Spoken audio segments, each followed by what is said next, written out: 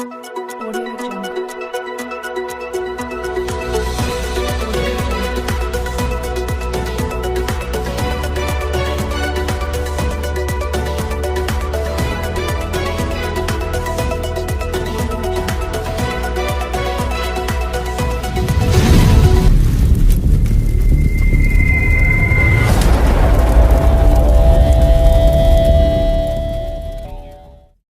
Halo teman-teman, sebelum menonton video ini alangkah baiknya kalian subscribe channel Noi Record, like and share. Let's go. Halo teman-teman, pada kesempatan kali ini sesuai dengan banyaknya permintaan untuk membahas mengenai cerita Sun Wukong, terutama bagi kalian yang sering mempertanyakan, ini kenapa perjalanan mencari kitab suci kok nggak nyampe-nyampe?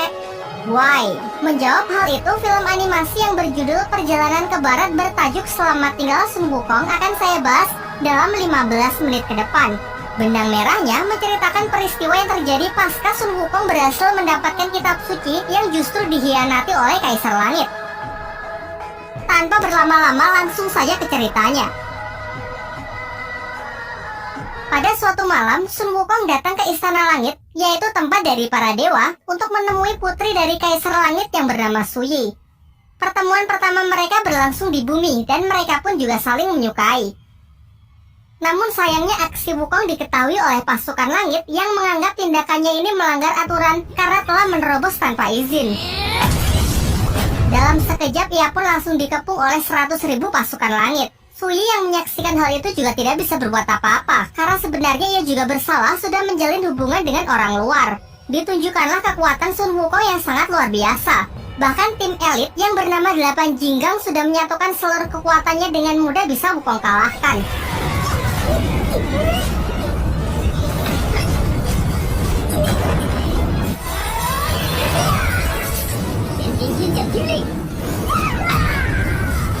Tidak berhenti sampai di sana, seluruh pasukan pun merapat, menciptakan sebuah sangkar dengan pertahanan terkuatnya untuk membatasi gerakan Sun Wukong.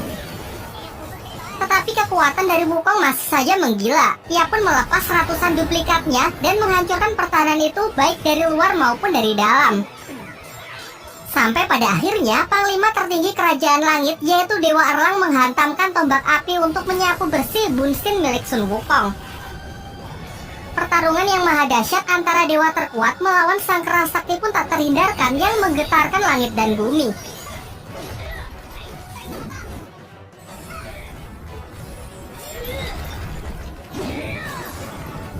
Duel udara yang nampaknya seimbang memaksa Sun Wukong menunjukkan wujud aslinya, yaitu seekor kera raksasa yang langsung menghantam Dewa Erlang terhempas ke darat.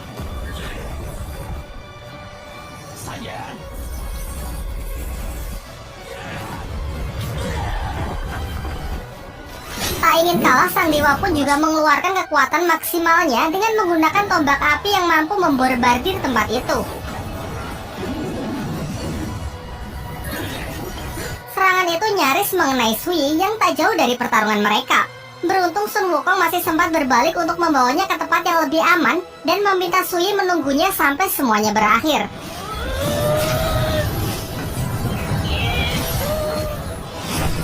Di ronde kedua mereka pun saling mengadu kekuatannya dan terlihat jelas bahwa Wukonglah yang lebih unggul. Namun ini semua masih jauh dari kemenangannya. Secara mengejutkan, dari langit muncul cahaya keemasan yang menyerupai sebuah telapak tangan raksasa. Dan benar saja, sang Buddha Agung dengan jurus tapak Budanya berusaha menghentikan pergerakan Sun Wukong. Dalam keadaan yang sudah benar-benar terdesak, ia masih sanggup melempar tongkat saktinya, mengubahnya menjadi potongan yang lebih kecil dan terjatuh membentuk pagar untuk melindungi Su Yi yang dikhawatirkan masuk dalam area serangan. Sun Wukong pun terlihat kewalahan menghadapi serangan yang sangat dahsyat itu, sehingga membuatnya kembali ke wujud manusianya dan harus menelan kekalahan. Akibat dinyatakan bersalah karena menjalin hubungan dengan bangsa dewa, menerobos istana langit, dan membuat kekacauan, Sun Wukong pun disegel di sebuah gunung yang bernama Gunung Lima Jari. Sampai pada suatu hari ada salah satu dewa yang mengunjunginya yang bernama Dewa Rulai. Dewa Rulai pun memulai percakapan dengan mengatakan kalau ia adalah guru dari Su Yi, sekaligus dewa yang melepaskan jurus tapak Buddha sebelumnya. Tujuannya datang ke sini hanya untuk mengajak Wukong bermain catur sambil menceritakan asal-usulnya bisa sampai di Istana Langit. Namun Sun Wukong yang emosi menolak tawaran baiknya dan justru melancarkan serangannya untuk membunuh Dewa Rulai. Dengan perbedaan kekuatan yang sangat signifikan, Dewa Rulai dengan santai bisa mengelak dari semua serangan yang Wukong lancarkan. Bahkan usahanya itu berlangsung selama berhari-hari tanpa bisa menyentuhnya sedikit pun. Sampai akhirnya Wukong pun memutuskan untuk menyerah, duduk tenang untuk bermain catur serta bersedia menceritakan masa lalunya. Jauh sebelum ia mengacaukan Istana Langit, ia adalah seekor siluman kera yang menjadi raja dari bangsa kera di sebuah tempat di bumi yang bernama Gunung Wakwu. Sampai pada suatu hari, Su Yi turun dari Istana Langit untuk pertama kalinya dan menjadi awal pertemuan mereka. Su Yi turun ke bumi hanya untuk jalan-jalan dan menemukan sebuah sungai yang tak pernah ia lihat di Kerajaan Langit sebelumnya. Lantas ia pun langsung masuk ke dalam air untuk bersenang-senang. Akan tetapi secara tak sengaja, telapak kakinya menyandung sebuah batu sehingga membuatnya terluka dan mengeluarkan darah. Ternyata bau dari darah segarnya memancing seekor piranha raksasa penghuni sungai itu untuk memangsanya. Dan ketika ia nyaris tenggelam, beruntung Sun Wukong bergegas datang dan berhasil mengeluarkannya dari air dengan selamat. Singkat cerita, mereka pun saling berkenalan. Su Yi mengatakan bahwa ia berasal dari Istana Langit dan ini menjadi kali pertamanya turun ke bumi. Sedangkan Sun Wukong juga menjelaskan kalau ini adalah Gunung Wakwu, tempat kediamannya. Sebagai tanda terima kasihnya karena sudah diselamatkan, Su Yi pun mengumpulkan bunga-bunga indah di tempat itu untuk diberikan kepada Wukong. Tetapi dengan polosnya Wukong malah memakannya. Namun tak lama setelah itu, pasukan langit yang dipimpin oleh salah satu Jinggang datang untuk mencari Su Yi yang ternyata pergi secara diam-diam. Wukong yang tak terima Su Yi disalahkan, mengatakan kalau kebebasan adalah hak dari setiap makhluk hidup. Mendengar hal itu, Jinggang pun memerintahkan pasukannya untuk menyerang Wukong yang dianggap makhluk liar yang tak tahu aturan langit. Sayangnya tak semudah itu karena ternyata Wukong dapat menghajar para dewa itu dengan sangat mudah.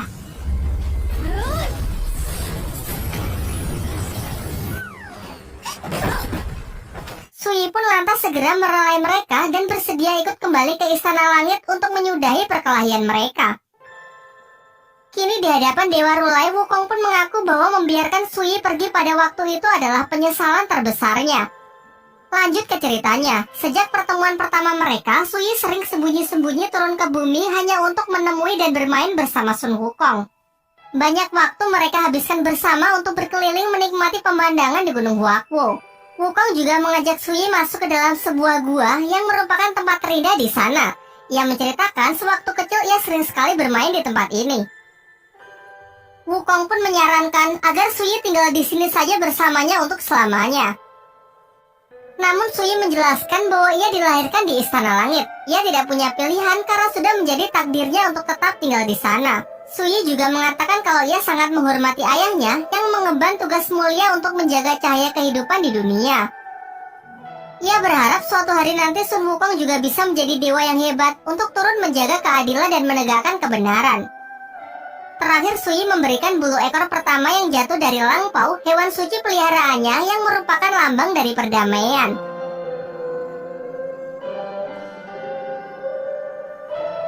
Beberapa bulan berlalu semenjak pertemuan terakhir mereka. Su Yi sudah tidak pernah turun lagi untuk menemui Sun Wukong. Hal ini membuatnya cemas sehingga memutuskan untuk pergi mencarinya ke Istana Langit. Kebetulan hari ini juga bertepatan dengan acara perayaan buah persik yang sudah bisa dipanen setelah ribuan tahun. Wukong yang baru sampai dengan nakal mencuri dan memakannya. Ia pun juga berhasil menemui Su Yi yang menjelaskan bahwa aturan langit semakin ketat sehingga ia tak bisa lagi turun ke bumi untuk menemui Wukong. Sayangnya kelancangannya menerobos kerajaan langit diketahui oleh anggota Jinggang dan terjadilah pertempuran dahsyat yang sudah kita lihat di awal film sebelumnya. Di masa hukumannya, Wukong terus merenungi semua yang telah ia lakukan. Lalu Dewa Rulai mengatakan bahwa Wukong harus bisa mengontrol emosinya, berpikir dengan tenang dan melihat sesuatu hal dari segala sudut pandang. Dalam permainan catur mereka memperlihatkan Wukong yang sudah merasa mati langkah. Dewa Rulai lalu meninggalkannya dan berjanji akan membebaskan Wukong jika ia berhasil menyelesaikan langkahnya. Tak terasa ratusan tahun pun telah berlalu. Wukong pun mulai berpikir dengan tenang dan melakukan berbagai simulasi dengan ratusan dirinya untuk bisa menyelesaikan langkahnya. Sampai akhirnya saat Dewa Rulai kembali, ia berhasil menemukan sebuah langkah untuk memenangkan pertarungan catur tersebut. Setelah itu, Sun Wukong mendapatkan tugas dari langit yang memerintahkannya untuk melakukan perjalanan suci bersama Biksu Tong Samcong untuk mengambil kitab suci di wilayah barat. Dewa Rulai pun berjanji bahwa Wukong akan diizinkan menemui Sui jika ia berhasil menyelesaikan tugas tersebut. Singkat cerita, akhirnya perjalanan pun dimulai. Mereka tak hanya berdua, ada juga Cupatkai, Sawucing, dan seekor kuda putih untuk mengawal perjalanan tersebut. Mereka bersama-sama saling bahu-membahu untuk melewati seluruh rintangan dan kesulitan dalam setiap langkah. Dari hanya sekedar membantu orang-orang yang mereka temui di sepanjang perjalanan sampai menghadapi siluman-siluman buas yang mengancam nyawa mereka. Usaha dan kerja keras mereka pun tak sia-sia karena kini mereka telah sampai di tempat tujuan. Terlihat sebuah badai api raksasa yang melindungi kitab suci yang hendak mereka ambil. Pada awalnya Biksu Tong berniat mengambilnya sendiri dan memerintahkan para muridnya untuk menunggu saja di luar. Tetapi karena merasa khawatir, Wukong pun mengikutinya. Di dalam badai tersebut, Wukong malah memasuki sebuah ilusi yang memperlihatkan ketakutannya akan kehilangan Suyi. Singkat cerita, ia pun berhasil terlepas dari ilusi tersebut, juga berhasil keluar dari badai api bersama Biksu Tong dan kitab suci yang disebut api penyucian. Di waktu yang bersamaan, di Istana Langit, Suyi mendengar kabar bahwa Wukong sudah berhasil menyelesaikan tugasnya. Dengan gembira, ia pun berlari mencari sang ayah untuk memastikan kebenaran hal tersebut. Namun ia memasuki ruangan Kaisar Langit tanpa mengetuk pintu dan mengetahui kalau ayahnya tersebut sedang merencanakan sesuatu yang jahat. Lantas Kaisar Langit pun segera meringkus Suyi dan melemparkannya ke alam bawah yang merupakan alam kematian agar tak mengganggu rencananya. Tak lama setelah itu, Dewa Rulai mencari Kaisar Langit untuk menanyakan keberadaan Suyi. Mengingat ia harus menepati janjinya kepada Wukong untuk mempertemukan mereka setelah Wukong berhasil menyelesaikan tugasnya. Namun dengan santainya Kaisar Langit mengatakan kalau Suyi sudah meninggal karena sakit keras. Menyadari kejanggalan-kejanggalan yang terjadi, Rulai merasa bahwa Kaisar Langit sedang menyembunyikan sesuatu. Dengan kekuatannya ia pun berhasil memasuki dunia bawah untuk mencari kebenarannya. Tetapi ia juga memiliki batasan waktu yang membuatnya tak bisa lama-lama di tempat tersebut karena alam bawah terus menelan setiap energi kehidupannya. Sebagai tanda terlihat 3 api ungu di punggungnya untuk menunjukkan sisa waktu yang masih ia miliki. Melihat dewa yang tak seharusnya berada di wilayahnya, Raja Alam Bawah pun menghampiri dan menanyakan tujuannya datang ke sini. Sayangnya ia sama sekali tak bisa diajak kerjasama. Pencarian pun menjadi semakin sulit karena ingatan Suyi telah dihapus dan wujudnya diubah menyerupai Dewi Kematian di tempat tersebut. Sementara itu, rombongan Wukong dalam perjalanan ke Istana Langit untuk menyelesaikan tugasnya menyerahkan api penyucian kepada Kaisar Langit. Namun di sepanjang perjalanan, mimpi-mimpi aneh terus menghantui Wukong. Di dalam mimpinya, api penyucian terus memanggil-manggilnya dan mengatakan jika api penyucian diserahkan ke Kaisar Langit, maka akan terjadi bencana. Namun Biksu Tong malah menyuruh Wukong untuk diam karena menurutnya mimpi itu dibuat oleh iblis untuk mengacaukan mereka. Sesampainya di alun-alun, mereka sudah disambut oleh Kaisar Langit dan beberapa petinggi kerajaan lainnya. Tetapi anehnya Dewa Rulai dan Suyi tidak ada di sana, yang membuat hati Sun Wukong semakin tidak tenang. Sampai pada puncaknya, ketika Biksu Tong hendak menyerahkan api penyucian, Wukong pun memutuskan untuk merebutnya. Sesuai dengan janji yang telah dikatakan sebelumnya, ia hanya akan menyelesaikan tugasnya jika dipertemukan dengan Suyi. Akan tetapi Kaisar Langit malah mengatakan bahwa Wukong sama sekali tidak memiliki kapasitas untuk bisa bernegosiasi. Ia justru memerintahkan orang-orangnya untuk merebut api penyucian itu dari tangan Wukong secara paksa. Setelah yakin kalau ada sesuatu yang tidak beres, Wukong pun menyimpan api penyucian tersebut ke dalam dirinya. Hal ini jelas membuat Kaisar Langit sangat murka. Ia lantas memberikan perintah kepada Dewa Erlang untuk segera meringkus siluman tersebut. Pertarungan pun tak terhindarkan. Mereka pun saling mengadu senjatanya yang memperlihatkan kekuatan mereka yang seimbang.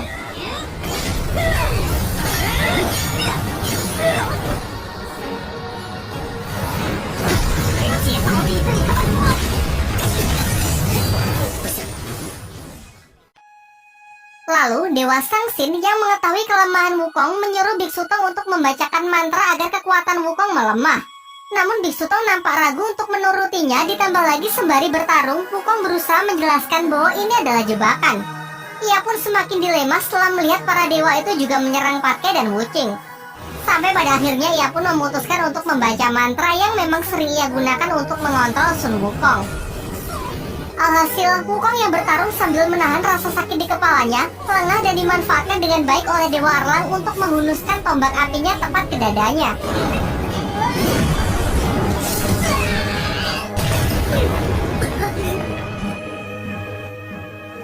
Hal ini membuat Sun Wukong terbunuh, meninggalkan api penyucian yang sudah terlepas dari tubuhnya.